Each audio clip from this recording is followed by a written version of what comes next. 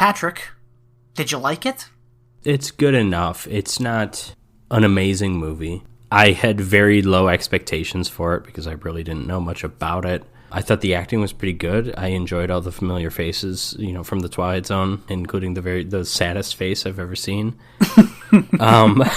No, I liked it. I mean, it's a movie it's a story of cliches, but for all I know, this could have been the movie that invented those cliches. Like I said, it's you get the cruel Western European bitch of a warden. Mm-hmm. I say Western European, Dutch name, they're often German. You get the sympathetic doctor. I remember the doctor in, did we do the Big Dollhouse or the Big Birdcage? It's the Big Dollhouse, The Big Dollhouse. Right? The doctor was, sympathetic in that movie. I don't know how sympathetic, but I think the doctor had nothing to do with the snake torture that happened in that movie. And you get the, new inmate who's absolutely not ready for this. You see that in any prison movie, Shawshank Redemption. You get that kind of seasoned pro prisoner who just she knows all the beats, she knows what's going on. And I found the characters pretty enjoyable. I did think it was interesting that there wasn't a whole lot of conflict among the prisoners, because that's something that I'm used to in prison movies. Again, I mentioned Shawshank, is that gang of people that rapes Tim Robbins. Not everyone gets along in Shawshank. Not everyone gets along in the Big Dollhouse because Pam Grier fights someone in the mud, fights some blonde woman in the mud. Obviously, it's not all fun and games there, although that was pretty fun.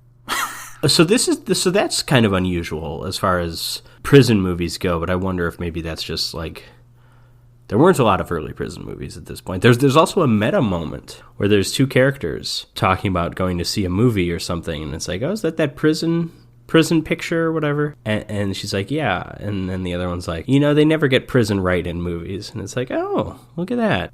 Yeah, and then you have to wonder, did they get prison right in this movie? Hell no. For the period, No, of course not. No. This isn't a movie so much about life in prison. It's just a story told in a prison setting, and I think it's reasonably good. I think the wide variety of characters, each woman felt unique.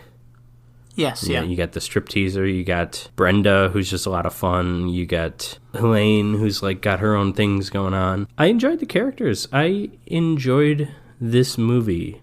I think it's decent, not great. Jim, what about you? I enjoyed the movie. I thought it was a good story. I enjoyed the twists and turns of the story. I did not foresee Joan's death. If I had one complaint, it almost felt like the movie didn't really know what it was doing at the beginning, because we spent so much time focusing on... They're feeling it out. It's we'll figure out which characters we're going to follow, but right now we're just kind of throwing all of them at you. Yeah, and then we spend so much time focusing on Helene, and then she's pretty much written out of the movie. She's in the movie a lot for the first 20 minutes, and then written out until the last 10 seconds. Well, and what I think is interesting about that is that if you're going to this movie and you're thinking, whether from the nature of other prison movies or just you have a suspicion that this is going to happen in this story, and you think a character is going to get beaten to the point of dying, you'd be like, oh, it's going to be Helene. That's... Oh, yeah. It's just absolutely, it's her. And it's not, and that's kind of interesting. Well, it's also interesting that for a woman who doesn't want to be in prison, who really hates it in here, and who has been wronged by the female warden, she doesn't take part in the prison riot. Or at least we don't see her taking part in the prison riot.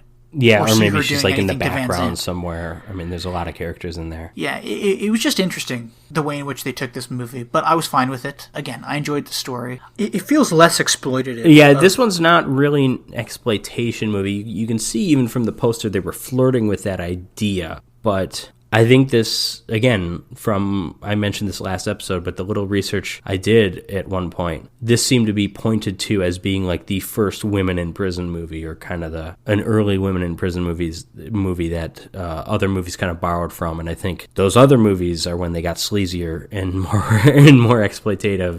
Yeah, so this is it's proto-exploitation. Not that exploitation films didn't exist before this, but it's a film that exists in a not super exploitative way, but would inspire exploitation films. It's like Jaws. Jaws isn't an exploitation film, and many exploitation films stole from it, borrowed from it heavily, you know. Oh, that's, you know what? I agree. Alligator I think that's a good way of is an looking at it. exploitation film. Jaws is not. Cruel Jaws, a.k.a. Jaws 5, from director Bruno Mattei, is an exploitation film. Jaws is not. Now, Alien, not an exploitation film, but would you consider Alien versus Predator to be one? No, it just sucks. There's a difference. Oh, okay. Forbidden World, Galaxy of Terror, exploitation movies that are Alien ripoffs. Oh, yes. Okay. I see it. I understand. No, Alien versus Predator is just bad. It's a bad...